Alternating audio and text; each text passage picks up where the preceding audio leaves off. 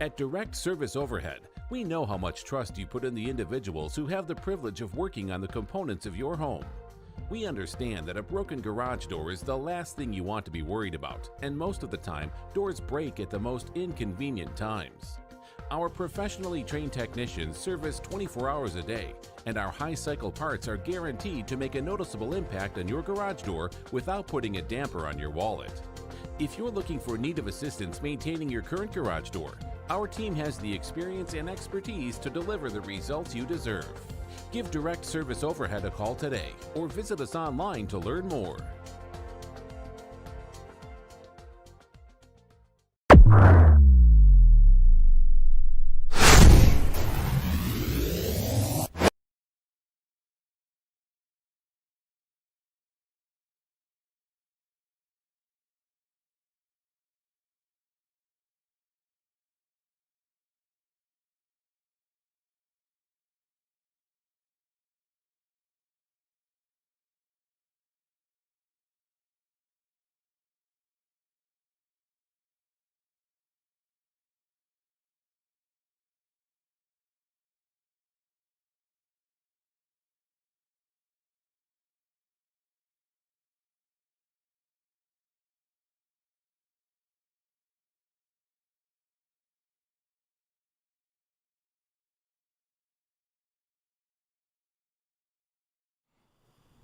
All right, let's do this. Hope you guys had a great weekend. Hope you're enjoying. For those of you who are off work today, hope you're enjoying your morning so far. Let's go. 3, 2, 1. Yo, what's going on, Arkansas Razorback fans, SEC fans everywhere? Welcome to the one and only Pig Trail Network YouTube channel. Hopefully notifications went out properly. Not really sure. That's still been a problem off and on throughout the week, especially during the week. I don't understand why, but throughout the week, notifications are either delayed or they just don't go out at all. So, but I do appreciate you guys. Saturday night's postgame show was a success. Last week, Rice week, the very first week of the I think I'm going to call it the semi-daily show. Every Mondays, Wednesdays, and Fridays at 11 a.m. Everything has been great. Until last night, I'm filling out all my notes. I'm redoing my Patreon list there, by the way. Shout out to you guys right there. I'm redoing this list. And all of a sudden, my computer just blacks out. The strangest thing, and I had my phone next to me, and I'm griping about it in our Discord. I'm like, you got to be kidding me. You have to be kidding me, man. All the work that I'd been, all that energy and effort wasted. I use Notepad for my notes. That's my script. I used to do when I did a lot of edited content. I used it primarily. I would write out scripts. I still write out scripts, but they're more like bullet points. I mean, I had this sucker filled out, and I had to stay up a little bit yesterday and get some more of it done. I'm not going to lie. I'm not, after something like that happens, you're just so bummed out. But we've got it here. I've got scores up from Saturday. Of course, we're going to have a reaction, kind of a secondary reaction to what happened Saturday. Let some of the we all kind of cooled down, and once we realized, wait a minute, was it really as bad as we thought it was? Well, I mean, yeah, I think the first half certainly was. I thought the first half was atrocious. I don't think there's any ifs, ands, or buts about that. I've had multiple people remind me in the comments section, Ty, if only the receivers hadn't dropped footballs, if they hadn't dropped those passes, KJ would have thrown like north of 65, 70%. I'm seeing that all over Facebook and Twitter, and they're not wrong. But then I think sometimes we forget about touch. Some of you, maybe you know what I'm talking about. Anyone, I mean, you don't have to be a quarterback to know what putting touch on the ball means. Didn't see a lot of that Saturday. So we're going to discuss a little bit of that. And of course, we're going to go back over some numbers and what have you. I don't ever drop F-bombs here because I know I have kids that watch this show. listen, parental guidance needed for this show, but I won't drop F-bombs. I try to keep it PG-13 here. But Richard Hartman says, blank Texas, horns down. How many teams have to lose in the top 25 for us to get in after we beat Texas? I don't know. You had some lose. I mean, how about North Carolina? That to me was it super shocking because of the conditions that they were playing in, right? But I was taken back by that. I really thought, they've got a great quarterback. That system has worked. They've got the old man at head coach who we know had a lot of success for a period of time at Texas. Now he's at NC, and things were going their way, and then they drop week one. I didn't think that was going to happen. I mean, people were talking about North Carolina as an outsider kind of looking in at the possibility of winning it all in the ACC and possibly getting past Clemson, although I don't think they have Clemson on their schedule this year. But getting past Clemson and making it to the playoffs, all of a sudden they're are they out? Not necessarily. They could still win out, but their odds just dropped. And this is why I don't like the four game playoff.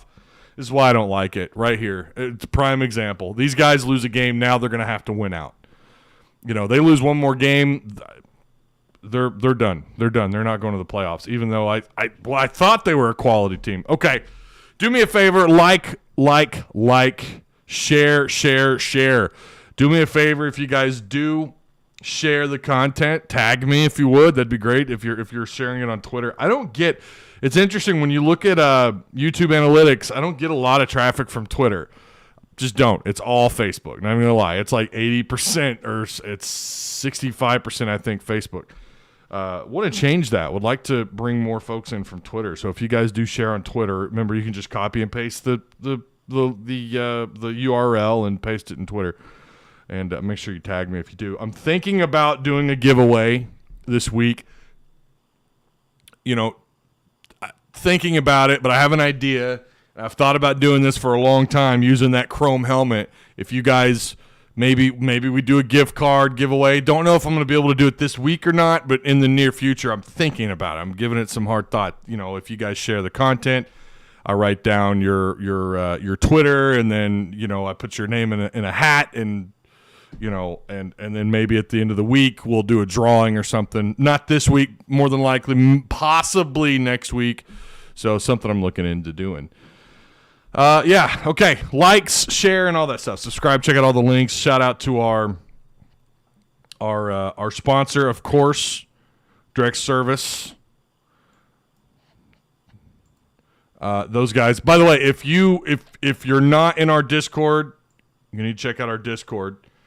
But yeah, Direct Service Overhead, and that link is in the description box if you need some work done in your garage door.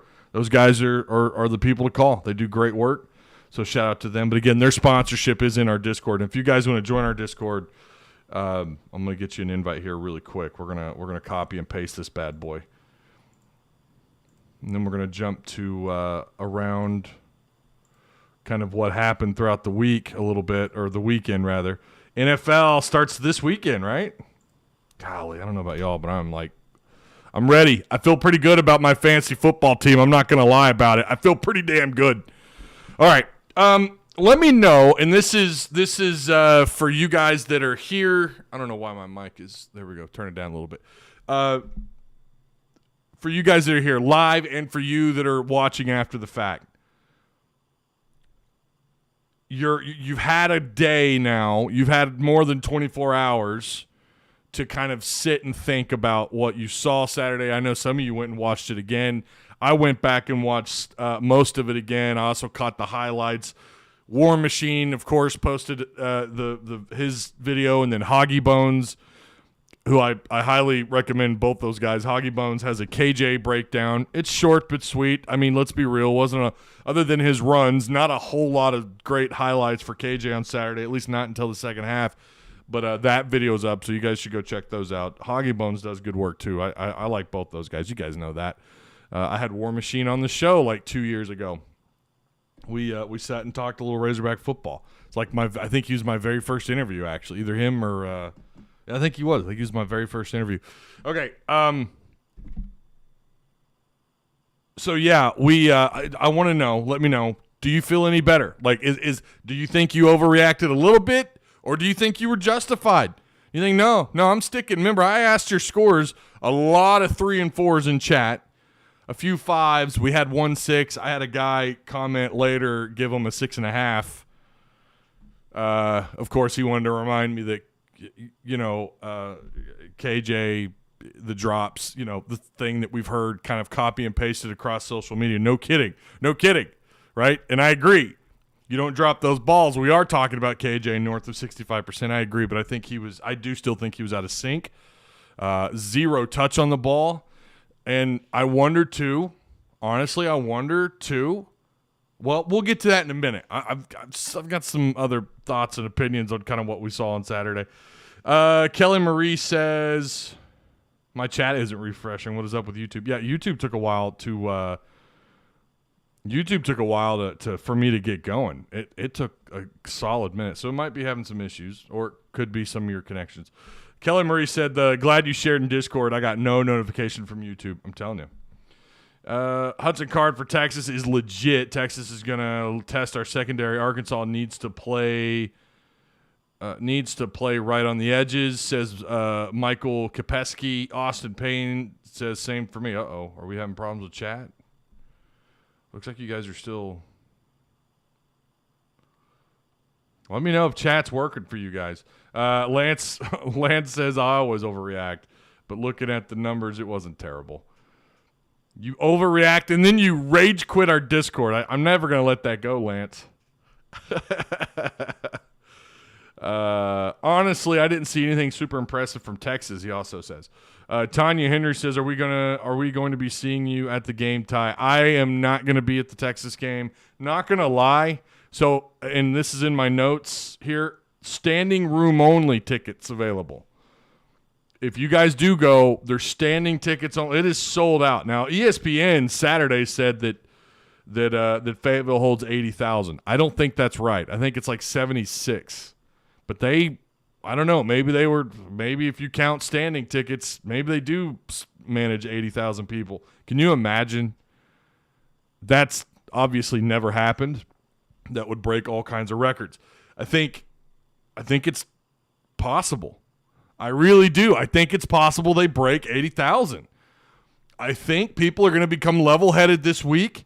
Don't get me wrong. If what we saw in the first half continued in the second half and they barely beat these guys by like a field goal or 7 points, I don't know that you're going to get a whole lot. I mean, that hits the numbers a little bit, right? But then you saw them pull away in the second half, and you start to feel a little bit better. And I went back and I watched highlights. I watched parts of the game. I'm not going to lie to you. The second half was electric. I mean, they were firing on all cylinders, especially after their first drive in the third quarter. From that point on, they looked way better. KJ looked a little bit sharper. You could tell Sam Pittman, I'm sure Odom, maybe even Kendall Briles, maybe some of the assistants, got on their asses. I'm sure a lot of that came from Sam. Got on their asses. Because they came out, don't get me wrong, they didn't start off from the get-go great, but as that third quarter went on, especially after that first drive in the third, they looked a lot better.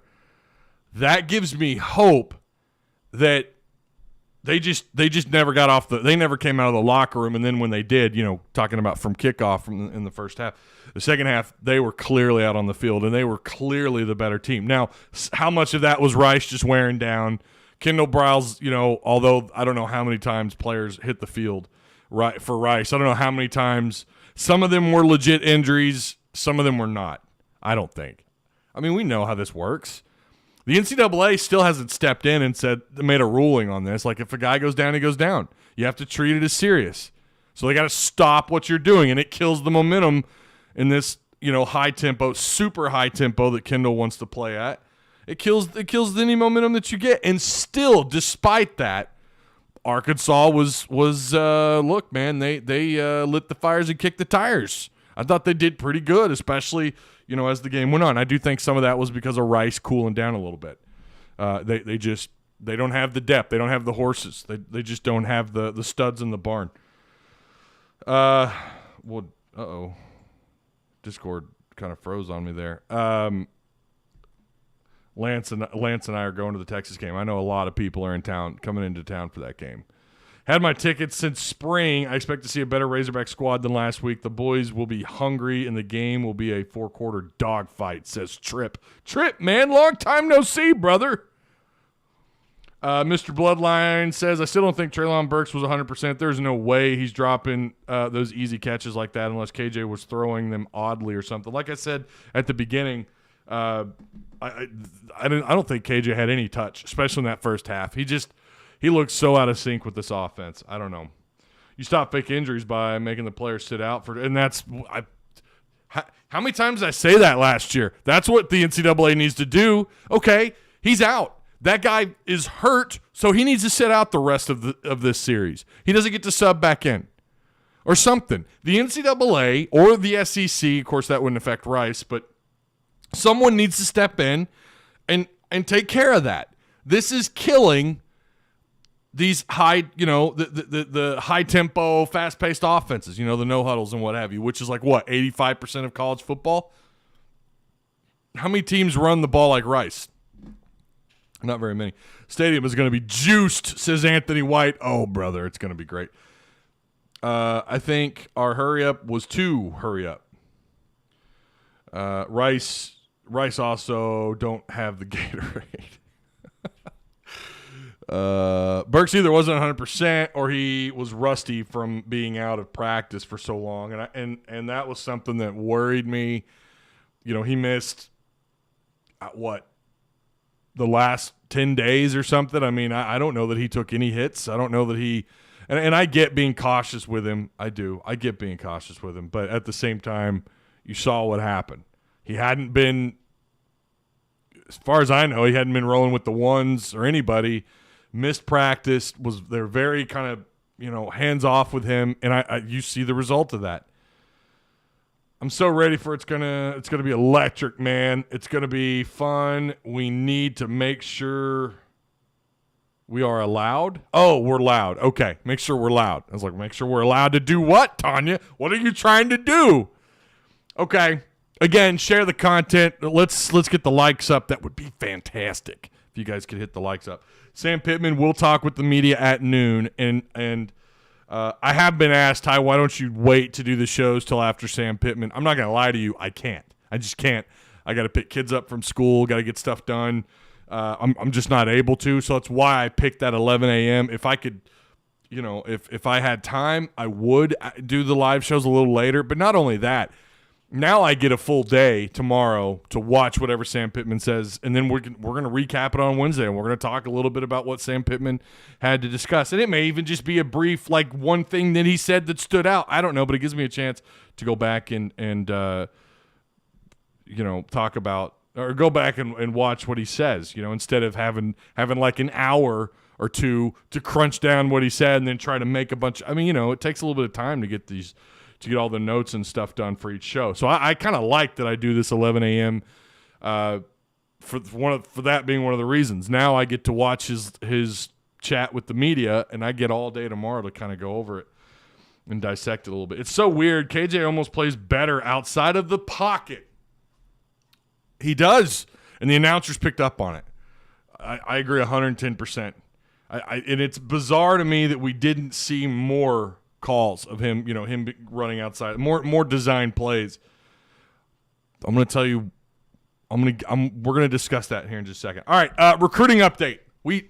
I love this. We're 21 minutes in, and here we go. Line one. I think we're doing good. We're keeping the pace going here. I'm loving it.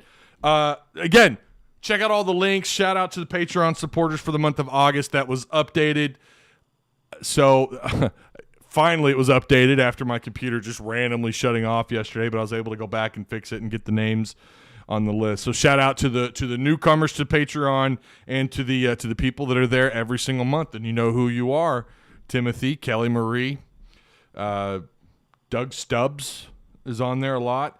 Okay, recruiting update. Gentry Williams. This is big. 4-star, big-time athlete. He's listed as probably going to play corner wherever he goes. He's going to be a defensive back. He's 6 foot, about 170, 175 pounds. He's going to be in Fayetteville this weekend. Right now, it's not – I don't like him in the mix. Let's, as far as picking Arkansas, let's see how he feels. Hey, you get a win this weekend. I mean, Fayetteville gets crazy. Could you imagine him seeing that? He's going to be blown away anyways, even just 65,000. Let's just say it's too hot, even though it's a later game. Let's say it's too hot and people, they don't get the crowd. They think we're hyping it up all week and then only like 60, 65,000. It's still loud. It's still electric. But imagine if you do get north of 75,000 people in that stadium. He's here for that, and Arkansas picks up the dub. Oh, ladies and gentlemen, I mean, he's going to be blown away, okay? You guys saw, for those of you in our Discord, you saw what I posted with that player talking about the USC-San Jose State matchup and why he chose to leave California. Like nobody, maybe that was an hour before kickoff. I don't know. From what I understand, that was like minutes before kickoff. Looked like 10,000 people in the seats. I'm sure there were more, but USC, I get how legendary where they play. I get that. But I'm sorry, Fayetteville rocking and rolling, and that's who he's got to pick between. It sounds like it's between Oklahoma, USC, possibly Arkansas gets in that mix. You start this weekend. Sam Pittman, he's going to be around Sam Pittman more. He's going to get a chance to see what Odom's all about. God willing, they managed to keep Odom around for a little while longer. You saw how good these DBs, how well they played outside of one play when Bishop got blown out. I never got a chance to replay from the beginning, from the snap, at exactly what happened, but it looked like Ladarius Bishop just got lost in coverage. He's finally locked down that corner spot, and I'm sure nerves got to him. I don't see him getting beat out like that every week, knock on wood. But he's going to get – hey, and with this Texas – with Texas being in town, Fayetteville is just going to be electric. A lot on the line this weekend. And win or lose, look, some people tend to think when you host these big-time players and you lose that all of a sudden that means you're out on those prospects, guys. That's not true. It helps, but it's not true. You don't lose out. I don't know how many times we had guys here for officials over the years. Arkansas loses that game, and they still end up picking up those recruits. I mean, just because you lose doesn't mean you have zero chance, although with Gentry Williams, a win would help. It'd look a lot better, but – I mean, of course we want to win the game regardless. Let's see. By the way, Ty, digging the banner, got the old school Kona. You like that? Now, if you tilt your phone sideways, if you're watching on a phone, I guess it doesn't fill the other side of the screen. I honestly have no idea why it's not doing that. That is the extent of my OBS knowledge, the online broadcasting software that I use to do these shows. I have no idea why it doesn't fill out the screen. So hopefully you're just watching it with the phone upright like this and not like that. But I'm going to have to get some a friend of mine who's real savvy with that stuff is going to have to give me a hand. I don't know what the deal is. But Michael Kopesky says, no offense. Oh, boy. When they usually start off with that, they mean all of the offense. But Arkansas fans need to get off their asses and actually cheer and get loud instead of just clapping like they're at the U.S. Open. Michael, they really haven't had a lot to cheer for, my man. I mean, I hear you, but not a lot to cheer for the last 3 or 4 years. Jenna's back. Hello. What's up, Jenna? Haven't seen you around in a while. I know you're busy this time of year. I hope you're enjoying your day off. Just found out my season ticket seats are in the Texas visiting section at E519. Oh, Blake, God be with you, sir. It's probably because of your lousy iPhones. Need to get a Samsung. We're not going down that lane, bloodline. We're not doing it. Jenna says she's surviving. I hope you are. I really hope you are. All right. Again, standing tickets only available right now. You can get those at ArkansasRazorbacks.com. Actually, I have the link here. I can share that with you guys. If you're curious, but they are $50 a pop, so just keep that in mind. What's up? Hang on, who is that? There's the link. What's up, Ty? The Hog President 91. What's up, man? Hope you're doing well. That will get a recruit like Gentry Williams just saying, if fans clap or cheer, I mean, sure, but I mean, again, you got to have something to cheer for. You know, I don't blame fans when things just, I mean, that happens anywhere. Any sport, baseball, football, basketball. You got to have something to cheer for, right? Calm down, folks. The Hogs have 60 whole minutes this year. I don't know what you're talking about. The Hogs have 60 whole minutes this year. Okay. If you have tickets and aren't going to go. Okay, if you have tickets and aren't going to go lose your mind this Saturday, then give them to someone else that's flying blind. So excited that it's a night game. I know that's going to be so much cooler. It was nice yesterday. It really was. Like later in the day, it was so much better. And I was thinking, if it's like this, a little bit cooler at 6 p.m., and I'm talking like 1, maybe 2 o'clock. I mean, it was still warm.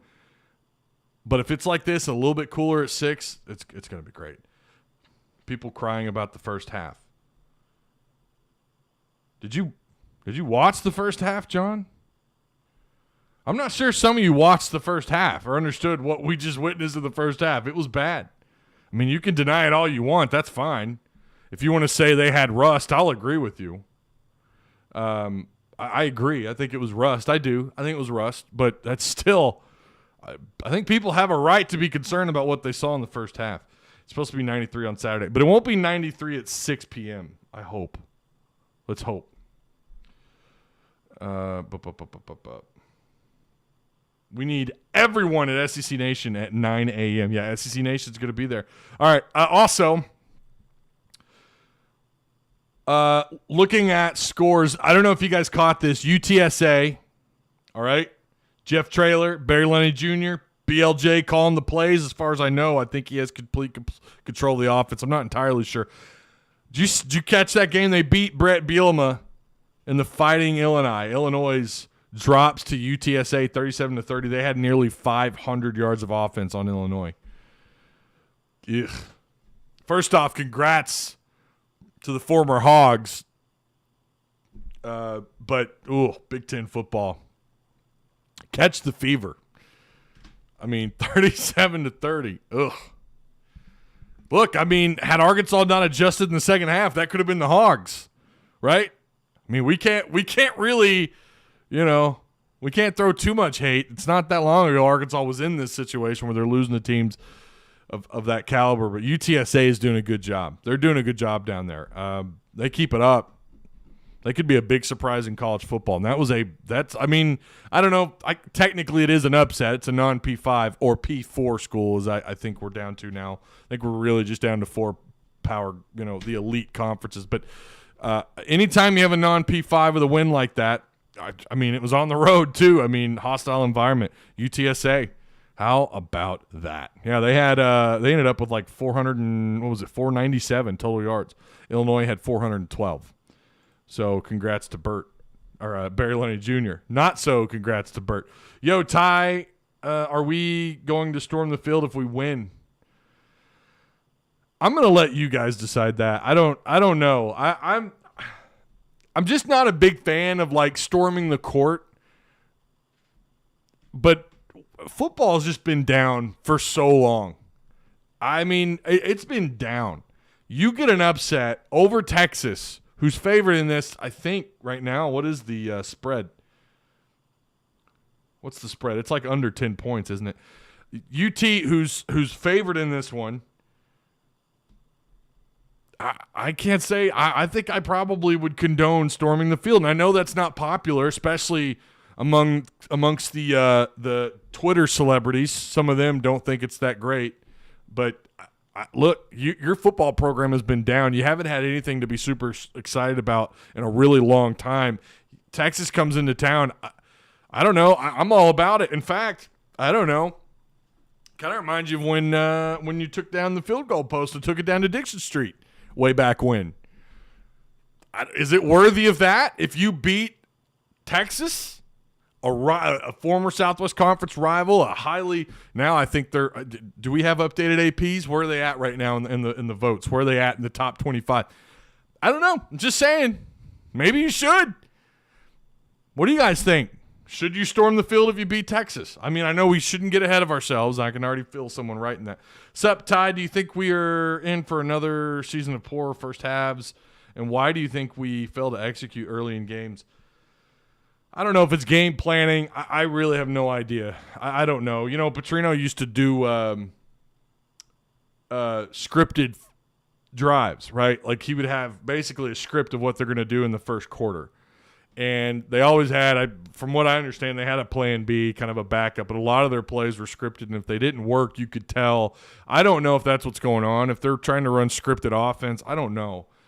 And it's backfired. I don't know if it was just simply nerves and rust. It could have been. I have no idea. Thrill says, hell no. So no, you don't want to storm the field after you beat Texas? Your first ranked win since when? How long has it been since you've beaten a ranked opponent? Although, to be fair, they did beat Mississippi State, who was ranked a year ago. So even though most of special teams suck, at least we have a good kicker. Little did look good. I didn't brag on him enough, I don't feel like. All right, so moving on. Yeah, I'm all for it. Sure, storm the field. Take down the field goal post. Do it all. Drag it down to Dixon. Let's go back in time with this. I'm all about it. Man, when you get the fans excited about something like that, I mean, when was the last time you really felt that great if you were able to beat someone of that caliber? Mississippi State clearly wasn't that great, but at the time we thought that was the case, and Arkansas football really was. We felt like it was back. Turned out not so true, but they were still better than advertised going into the season. Yeah, I'm all for it. I am, sure. Okay, so going back to the Arkansas-Rice game, we're just going to do kind of what I have jotted down here. Special teams are still a liability outside of an impressive field goal. I'll give them that. One field goal, but they're still a liability. Still a liability. They fumbled the opening kick return. Of course, luckily, Arkansas was able to recover. You had the blocked punt. Last year, the issues were penalties when the special teams were out on the field, not having the right personnel out on the field or not getting them out on time out on the field. Yeah, again, penalties. You had miscues. Kickoffs were going out of bounds. Multiple games. It's not like one game where you had a bad case of high winds. A lot of issues. Their punt coverage too in the first quarter gave up a pretty decent punt return by Rice. Listen. I'm not calling for Scott Fountain to be fired. I'm not doing that. I mean, he is. People love to talk about how great he can recruit, but this man is making almost $500,000 a year to be a special teams coach, and there's still no improvement. I don't know if I know he coaches special teams. I don't understand why they've had 11 games to get this fixed. Had 11 games and we're still having issues. And I just don't understand it. He makes $450,000, and that's according to Rivals.com. Or Hogbeat. That's according to Hogbeat. When they wrote the article after he was hired. He's making $450,000 a year. And like I've said, I hear he's a great recruiter. Okay, wonderful.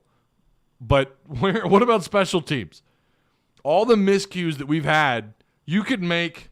I don't know. I want Hoggy Bones to give us he's done that before where he did the official screwing over Arkansas over the years video. If you haven't seen that, go check it out. Maybe go back and look at special teams. Someone go hit him up.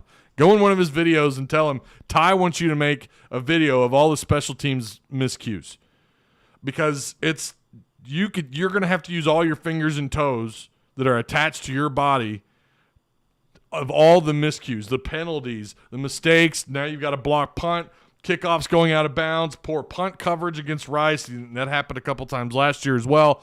They're just bad on special teams, and I can't figure it out. You're paying a guy nearly $500,000, and maybe that's the standard. I don't know. But I know that there are teams that do not have special teams coaches. They actually reserve that spot and use that money elsewhere. And again, I'm not asking for him to be fired. I just want a better product out of our special teams. You know, they're like you ever, when you were a kid, you bought a Lego set, right? And it all comes separately packaged. You ever open up a Lego kit and you're missing like the head of one of the little figures? That's the product right now. They're missing a piece to their Lego set. And I don't understand it. Special teams are pivotal. There's no mistake. Some people undervalue special teams, and we have done that. I don't know if – I'm not saying Sam Pittman's done that, but certainly fans need to ask for more from these special teams. They are just bad. I want to know – I would love to hear SEC Network talk about this. I would love to hear Paul Feinbaum bring somebody on, even though I don't really listen to Paul, bring somebody on and rank all the special teams over the last 11 games. Let's talk about – you rank all these other, offenses and defenses. Let's rank the special teams. They're probably dead last. And I get it. I get the excitement around what Fountain has done at other jobs. I just don't understand why it hasn't translated here. And I'm not asking him to be great. I'm not asking them to return kicks and punch. You know how many punt return yards they had in total last year? Anybody have any idea how many total punt returns they had last year? It was single digits. I'm pretty sure it was under like 10 yards. It was like 8 yards total punt return. That in and of itself is horrific. It's terrible. It's awful. And then you add that with all the other miscues, the penalties, not getting guys out on the field, poor punt coverage, fumbles on punt return, or on kick return, block punt. I mean, it's just terrible. It is an awful, awful jumbled mess on special teams. I've griped about it. Again, I don't want him fired. I just want something better. Give us the league, give us the standard performance out of special teams in the SEC or out of Power 5, Power 4 conferences. Just give us the vanilla. I'll take vanilla performances. I'm just saying. Oh no, we have are you guys bickering in the live chat? I think it's possible we will see Malik. Okay, let's scroll up. Drain the fountain. The Longhorn fan says, storm it. Oh, is there a Longhorn fan in chat? The refs will get someone for targeting if we storm the field. The return of Slush and Ridgeway will be big for Arkansas. Now, they're going to be without Bumper Pool in the first half, but they do get Grant Morgan. They'll get him back. I don't know. Catalan will probably step on the field. I'm going to call it. Catalan gets hit for targeting in the first half. I'm going to call it. I'm going to call it right here, right now. Catalan gets ejected for targeting. It's just ridiculous. We have to do it for tie guys. We have to storm the field. I'm a Longhorn fan. Y'all storm the field if you win. Nothing wrong with that. Celebration in my eyes. Yeah, in Texas, I'm waiting for Friday to do the breakdown. I know in Discord people were talking about how they weren't impressed with Texas. Look, if it's to be believed that Louisiana Lafayette, if the Raging Cajuns, if it's to be believed they're a ranked team, I thought Texas did pretty well. I mean, I'm not going to lie. I thought they played a hell of a lot better than we did against what I think is a higher opponent. So, they didn't have the miscues that Arkansas had. They don't have some of the issues I think Arkansas has. But having said that, could be a reason for that. Again, I'm trying to hold that for this offense reminds me of the McFadden years. The Thrill says, Alabama, yes, Texas, no way. They're not that good. It's a rivalry thing, man. And I think it's, although I don't think it's what it used to be, obviously, but they're ranked. And they're a ranked opponent, and it's Texas. You combine those two things inside, I don't know, let's just say, let's be conservative, and 65,000 fans. Let's be conservative. Yeah, I say storm the field. I do. Do not say that about Cal. That makes me nervous. Well, I just call it like it is. I mean, I'm not someone who buys into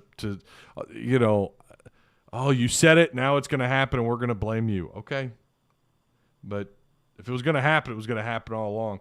Need more Rocket on Saturday. I was really not thrilled about not seeing more of him.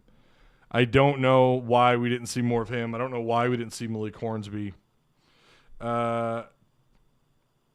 Texas win means nothing, only for the old head. What? Oh, man. Oof. I don't know about all that. Arkansas is better than you think, says Bishop just needs experience. He has the potential to be a good return man. Give him time, and I'll bet he'll have a kick return for a touchdown eventually. He's got the speed. And look, that's great. That's fine, but that's one portion of special teams. Got to get the other ones right. Punt coverage, punting the football, actually not getting it blocked would be great. Punt coverage, kick coverage. Kick coverage hasn't been atrocious over the last couple of years, but it could still be better. And let's consistently kick the ball inbounds. Hopefully they don't kick it out of bounds this year. That'd be great. They're all facets of special teams. Sure, they're gonna kick return. I fully expect them. With Bishop is fast. You guys, I've talked about Bishop. He's considered one of the faster players on the team. You clearly aren't a student here if you think Texas win would mean nothing. Exactly. Atmosphere is huge here about this game. Yeah, if you don't think this game is meaningful, I don't know. You must be like 15. I mean, you must not realize like the rivalry there, how heated this once was. I think a lot of it was mostly one-sided because everyone's a rival to Texas, going back to the Southwest Conference days. But there were certainly some games super meaningful, especially the old heads, the OGs who watched, guys like my dad and my uncles who remember some crazy games back in the day, and they had Arkansas's number, but then Arkansas was able to get some upsets and some big-time games. And even Texas, OG Texas fans will tell you how much they hate the Hogs. It's meaningful for them too. Mostly the older guys, but still, you either haven't kept up with Arkansas football over the years or don't understand the gravity of this game. That's why the Texas Bowl had any meaning at all when Arkansas played them several years back under Bielema. Texas will go 7-5 regardless. I mean, maybe they're overhyped because just like Michigan, they're always given the benefit of the doubt, and that's because of the talent they have on the roster. That's because they continuously have top 10 recruiting classes, and they're a name. They're a big, they're a recognizable logo for the most casual fan. Everyone knows Michigan and the big yellow M and the horns. Everybody. So they're given the benefit of the doubt, and plus their history, although recently not been so great. Like to see more Rocket Sanders. I think you've said that twice now. Non-conference game, people. We still got... Dude, just say you don't get it. Just say you don't get the rivalry between Arkansas and Texas and move along. You don't get it. And this one's actually has some meaning behind it because Sam Pittman, in the eyes of most fans, and probably I would imagine Sam Pittman and his staff, the media, this is a quote-unquote, I'm not going to use, I'll just say it's a game within reach for Arkansas to win. I maybe think that. I always try to not give it all away, Sorry I'm late. You guys don't ever apologize for being late. I appreciate you just for being here. I really do appreciate it. Texas wins by 28 due to vanilla offense and poor special teams by Arkansas. Whoa. Right out the gate. Okay. Something else that I liked about this game, though, for Arkansas was the fact that had this been Brett Bielema's final year, had this been the last or the only 2 years Chad Morris had, this team gives up. They don't fight and claw their way back in. And in the second half, they outscored Rice 31-7. That's great. That's actually really good. For a lot of people who overlooked that, and maybe I did a little bit on Saturday. I was so focused on what we saw in the first half. And look, I think that's most people. I am human. I am capable of making mistakes, believe it or not. Do it all the time. I have gaffes. People love to remind me of my gaffes. It happens. I mean, it happens. But I should have talked more about what they did, what they were able to do in the second half. They outgained Rice. Their defense outplayed Rice. You could chalk it up to fatigue. You could chalk it up to them not having enough horses or the talent to match Arkansas to go 4 quarters. But regardless, Arkansas responded really well in the second half. I really liked what I saw. If we see more of that and improve special teams, if you see more of that, this team's going bowling. But you can't have, if you see anything else like that, what we saw in the first half, they're not going bowling. In fact, you can argue they may only get 3 wins, and those 3 be against Arkansas, Pine Bluff, and Georgia Southern and Rice. And I mean, I get it. No game is a given. Believe me, I get that. You play it on the field, not on paper. But still, I mean, based on what I saw in that first half, you're not winning many games if you play like that. How much of that was Arkansas just reserving and maybe they overlooked Rice? We don't know. We're not going to know, obviously, until they play Texas, until they take the field and the game's over. Then we're going to have a better idea, I think, of what exactly happened in the Rice game and so on and so forth. But what I saw in the second half was really sound football. I mean, it really was. I still think KJ was most of the game was off, wasn't in sync. He didn't have that nice touch on the ball. And I think that's something we underappreciated from Felipe Franks a year ago. He had a nice touch. His ball placement was on point. He wasn't trying to take receivers' hands off. He wasn't throwing the ball like a rocket, on a simple check down throw. I mean, he just had a nice touch. I think that's something KJ struggles with at times. His ball placement, I think he does a pretty good job of putting the ball typically, even though he did throw a pick, trying to escape some pass rushers, and that's when he threw the pick. But most of the time when he's out of the pocket and he's forced to use his feet a little bit, he can extend the play and deliver a pretty good ball. But he's got to work on his touch, obviously his accuracy. Again, I just think Saturday, I get people saying, you take those drops away, so on and so forth, et cetera, right? Look, they're he should have thrown 75%. Right, but go back and look at his completions. Tyson Morris had to bail him out. And looking back at that again, that probably should have been a PI call. That guy had his arm wrapped and he had to make the catch with one arm. That was great effort. But he had to bail KJ out. I really don't think KJ threw very many on point accurate balls. That's got to get cleaned up. That has to get cleaned up. And the passing game has got to be there. This can't be. I mean, maybe you can beat teams with 250 yards rushing a week, but you got to have some kind of threat in the passing game, and there's no threat. If I'm Texas and I'm watching that film, I'm going, okay, he's fast. He can extend plays out of the pocket, but, I mean, his arm talent looks below average or average at best. Didn't see that against Missouri. Didn't see that in the spring, but all of a sudden he comes out against Rice, and we got what we got.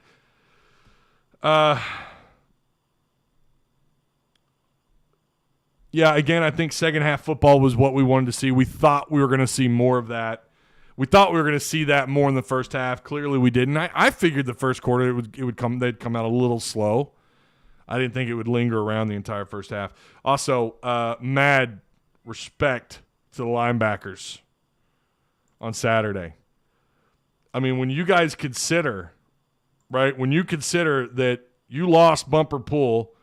And, of course, you lost Grant Morgan for the entire game, and you lost Bumper Pool. When did he get ejected? In the fourth quarter? These linebackers, Hayden Henry is not getting enough respect. Not only was he there, wherever a running back or a Rice ball carrier was at, he was there. He was in the vicinity or he was making the play. My man was laying the lumber. He played physical. Andrew Parker, I thought, did an admirable job. I mean, again, I didn't get to see a lot of slow down replay of every single snap when he was on the field, but I didn't see him get beat out. I didn't see him out of place. He seemed to be wherever the ball was, and he was making plays. I don't think he really came in until the fourth quarter. In fact, I think he was primarily Bumper Pool's. He was in for Bumper Pool in that fourth quarter, and he still had 5-6 tackles. Hayden Henry had a tackle for loss. And looked. I thought he looked good. The point of attack. We kind of saw a little bit of what we saw in the first 5 games last year. Wherever the ball carrier was at, there were 3 or 4 hogs. That fourth down, when the running back tried to switch lanes and go outside, did you see all those hogs just right there with him? I mean, they were there at the point of attack. We didn't see that in 2017, 2018, 2019. We saw that in 2020 in the first 5 games, and we saw that especially in the second half against Rice. So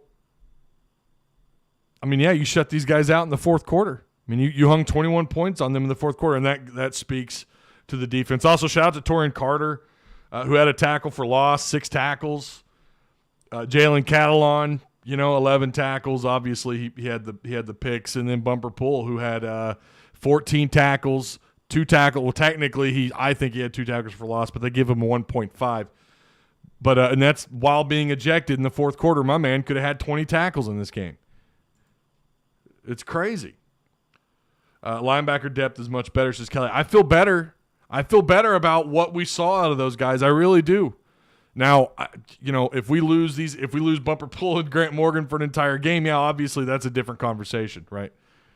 Do me a favor, guys. We got a lot of people in here. Let's make sure you're hitting the like button. If you're not a subscriber, do so. Slap that subscribe button.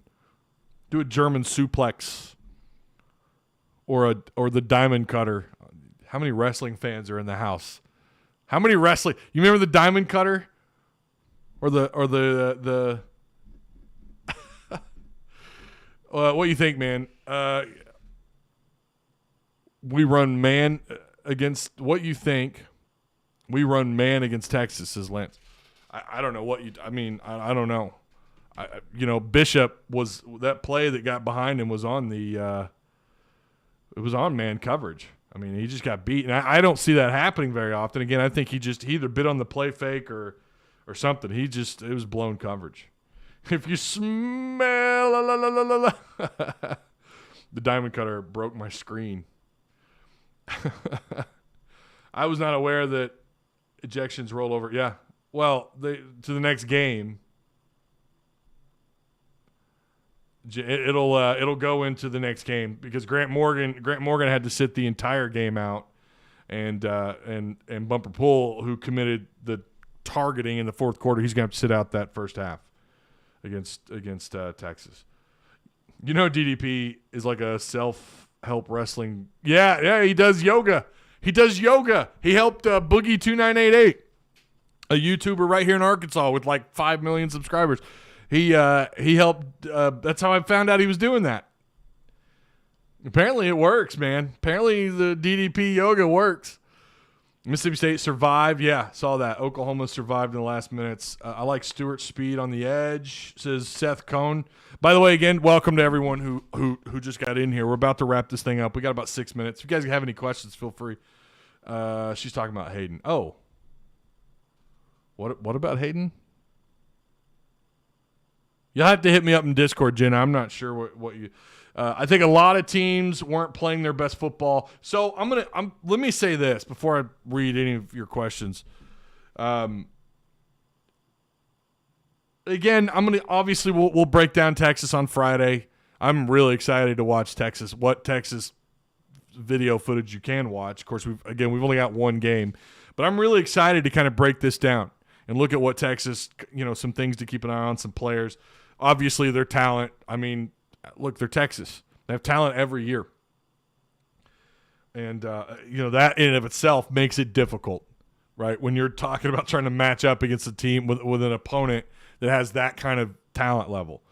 But what matters is that final product on the field and how well do they match up against Arkansas and how well does Arkansas match up against Texas. But it is officially Texas Hate Week. But something I will say, and I'm kind of wanting to save this for Friday, but what I think we saw on Saturday, I do think it was rust, and I think a portion of it also, I don't think it was a matter of overlooking Rice. I think they were trying to hide some of the playbook for Texas. I really do think that. Why? First off, go back to vertical routes. How many plays, how many snaps did you see those guys running fade or goes? Fade or go routes, which are basically, straight beeline to the end zone, more or less. Or crossing rub routes over the middle. How many vertical routes did we even try to throw? Now, they did try, and some of them were the timing just wasn't there, and I think they really only threw the ball, once beyond 20 yards? Maybe twice? I think that's part of it. Also, we know Malik Hornsby there's a package tailor-made, built for him. We didn't see him at all. So I don't think we saw the entire playbook.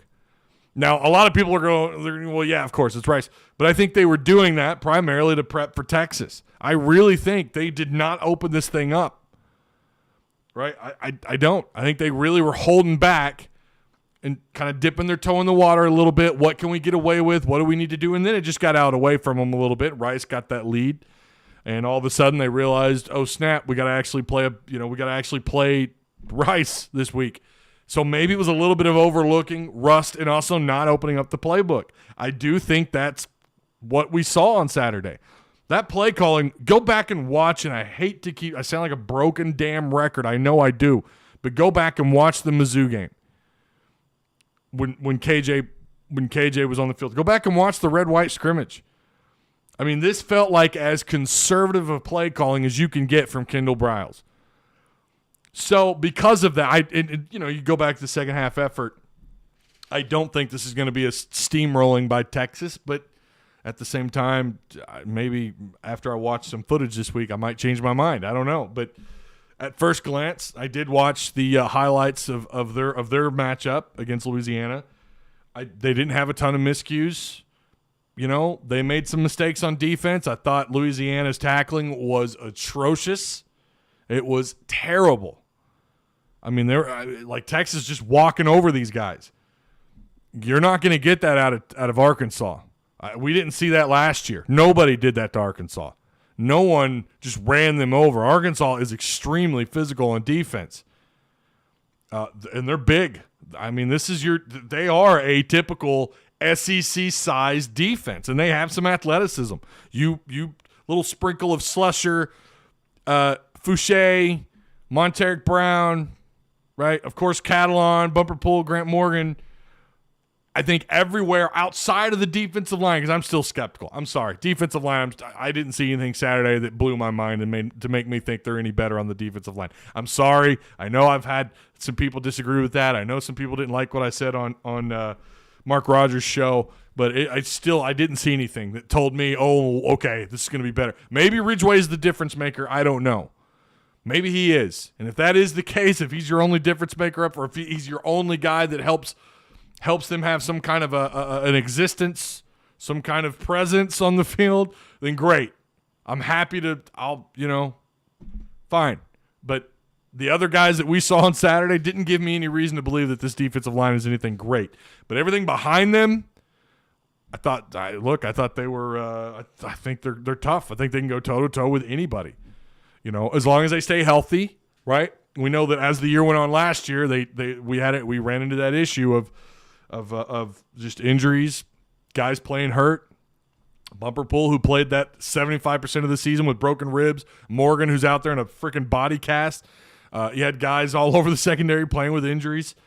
Thank God you had some depth in the defensive line when you got hit with COVID against LSU, but at the end of the day, you still ended up losing that game. So is Texas looking past Arkansas? I don't think so. No, I don't think they are at all. I don't think they're overlooking Arkansas at all. I agree on D-line too. Miss Trey Flowers back. Oh, of course. Chris Smith. I'd take Dietrich Wise, even though you never got that performance out of him on the field. But I would take Dietrich Wise right now. I just don't feel confident in what they're doing on the defensive line. So again, that's kind of where I'm going to end on that. Let me read a couple comments, then we're probably gonna shut this thing down. Targeting should be a two-way street. That running back lowered his head. I agree. Why are we not holding offensive play? Did you hear Tom Brady's response on this? It's great. I would play it if I didn't get hit with a copyright or get demonetized. But he said it. Like, why are we punishing the defense when you've got offensive guys doing the same thing? And I think he was putting it more on the quarterbacks about ball placement and not getting his guys, But I think what he was getting at was that we're penalizing the defense for playing defense. And that's exactly what this – and it's stupid. It's stupid. If you want to penalize them for targeting helmet to helmet, fine. Kicking them out, and I see a reason for the penalty. I get it. Concussions and all that, and they got to cover their asses. I get that. But without a doubt, kicking them out for an entire game, or if it happens in the second half and they have to miss the next game or the next first half of the next game of the following week, that's overboard, man. That's way that's ridiculous. Needs to not be that. That punishment is just not good. I say give them 15 yards, and maybe that defensive player has to miss the remaining series. Similar to if you listen, explain this to me. You have a targeting rule to protect the domes of these players, right? But a guy's helmet comes off. All he does, he comes out the next play. He has to miss that next play, and then he's back out on the field. There's no penalty. He's just got to miss the next play. And we're sitting here talking about the safety of these players. By the way, I think that's stupid. Your helmet comes off. What is the point of having to miss the next play?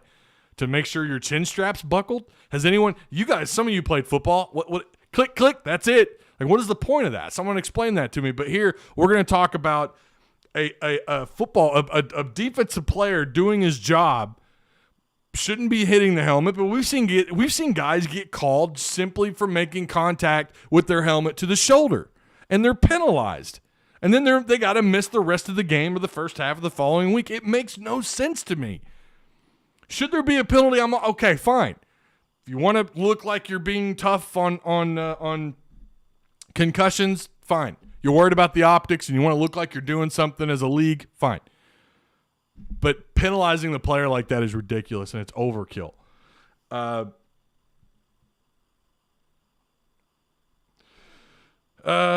Maybe just take them out for a quarter if you're going to be if you are really big on ejecting them. Exactly. I think targeting should be intentional only. Says Mr. Bloodline.